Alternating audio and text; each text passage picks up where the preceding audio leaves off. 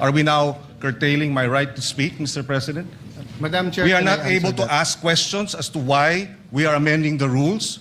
We are not able to ask questions as to who they wish, Madam Chair, may I answer? who will benefit from the amendment to the rules. For the Is this kind rule, Mr. information President? of Is this the- rule, Mr. President, for I was Senator about to Bato, who is not recognize here? Senator We would Pangilinan. like to raise these valid questions, Mr. President, before we go into a vote, Mr. Madam Chair. President. Yes, These, just- we should not be... How can our- the presiding officer recognize Senator Pangilinan? Please know that I would never curtail your right to speak. Just as in 2004, I believe you were seated, and I was a vice presidential candidate of FPJ then, and my microphone was closed, and my right to speak was closed, was not given. I remember that time now, and the word noted was said to me. That will not happen now. I will not do that to you. And I'm not curtailing your right to speak, Senator Pangilinan, except that you were speaking at the same time. And I was about to recognize you because Senator Lacson had the floor. Thank you, Madam President, for So that I just wanted to be clear on record because I If- recognize you're being emotional, but it will go on Senate record that the presiding officer was curtailing your right to speak.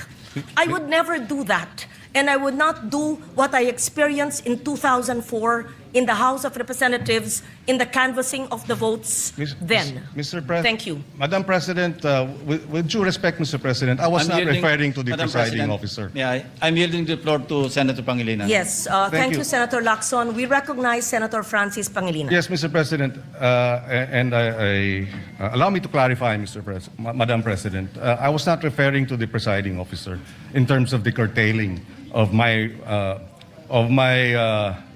right to speak and to raise questions, Mr. President, because it was the Senate President who was moving to divide the House, Mr. President, without sufficient debates. Mr. President, this is the first time I'm going to experience this in a long time wherein debates are now being curtailed because there's a Since you're motion not to being divide the House. curtailed, we would like to hear your objection to the motion. Thank you.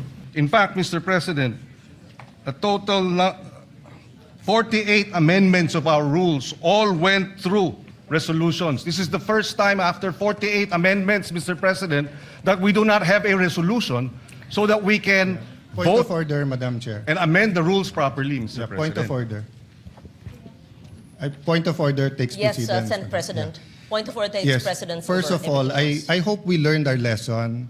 Senator Pangilinan already apologized to Senator Padilla, then now you're shouting at us.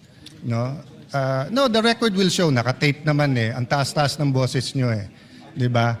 You were shouting at kaya nga hindi magkarinigan. Now, what's my point of order? We are not discussing the merits yet of the amendment. No one's curtailing your rights because wala pa tayo dun eh.